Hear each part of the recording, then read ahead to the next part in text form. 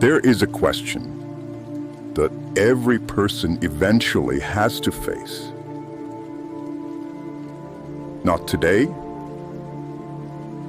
or tomorrow, but one day, when everything finally becomes quiet. When there's no more running, no more distractions, no more pretending. When you're lying there, looking back at your entire life, what will you regret? The money you didn't make? The cars you didn't buy? The houses you never owned?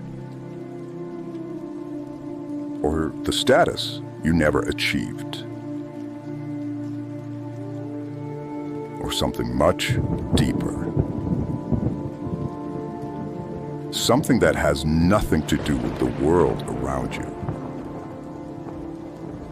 Something that has everything to do with the person you were supposed to become. Because one of the deepest regrets people carry at the end of life is not failure. It is a wasted potential. The pain of knowing, I had something inside me. I had a calling. I had something I wanted to do, but I never followed it. And those words hit harder than anything in this life. Because imagine standing at the end of your life and realizing that you spent your entire existence chasing things that were never truly yours. You followed what society told you to want. You copied someone else's definition of success. You looked at lives of other people and decided that their dreams should become yours. You chased the lifestyle, the money, the image, approval, and validation. And maybe you even got some of it. Maybe you got the things you thought would finally make you happy. And then one day you realize that you were climbing the mountain that was never yours. And the worst part? You were so busy looking at someone else's path that you forgot to walk your own. Modern society is constantly telling you what you should want. A bigger house, a better car, more followers, more attention, more recognition. And there is nothing wrong with having these things. A beautiful house is not evil. Money is definitely not evil. Success is not evil. The problem begins when these things become your purpose. When you sacrifice your soul to change something temporary.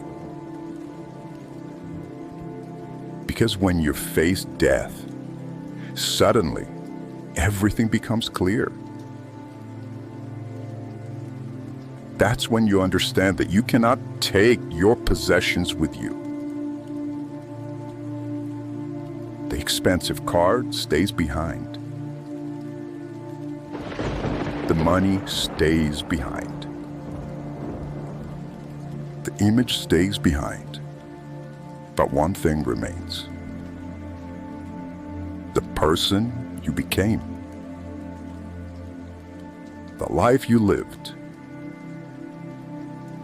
the choices you made, the path you walked. I believe one of the biggest mistakes people make is that they never ask themselves the simple question: is this actually my life? Or am I just living the life someone else created for me? Because sometimes the hardest truth to accept is that you can be surrounded by people and still not be living as yourself. You can have friends, you can have relationships, you can have people who love you, but if you're constantly hiding who you really are, something inside you slowly dies. You see, because the soul knows. It knows when you're betraying yourself. That inner voice knows when you're walking away from your purpose. And that is where stress comes from. That is where emptiness comes from. Not because life is hard. Life is supposed to be hard. But because you're fighting against yourself. You're trying to force yourself into a life that was never designed for you. And I know this because I have experienced it. There was a time when I was trying to become someone else. Trying to fit into certain environments. Trying to follow things that looked right from the outside. But deep down, something always felt wrong. I didn't understand why. Because from the outside, everything looked normal. But inside, there was this feeling. This pressure. This quiet voice telling me, this is not you. And the problem was that for a long time, I ignored it. Because listening to that voice requires courage. It requires you to admit that maybe some things in your life are not aligned anymore. Maybe some relationships, maybe some habits, some environments, maybe even the version of yourself you created. And that is painful, I know, because change has a price. When you start becoming who you were meant to be, not everyone will understand. Remember that. Some people will live. Some connections will disappear. Some things that used to feel comfortable will suddenly feel empty. And maybe that is not losing something. Maybe that is life, removing what was never truly aligned with you. This is why I believe the foundation of everything is getting closer to God. Because how can you truly follow your path if you don't know what your path is? How can you hear your calling if your mind is constantly filled with noise? The world is screaming. Everybody has an advice. Everyone tells you who to become, but God speaks quietly through that feeling, through that inner voice, through that peace you feel when you're doing something that feels right. And your purpose does not have to look impressive to the world. You don't have to become famous or a billionaire. You don't have to become someone everyone knows. Maybe your purpose is creating something, helping people, building a family, living a simple life somewhere quiet.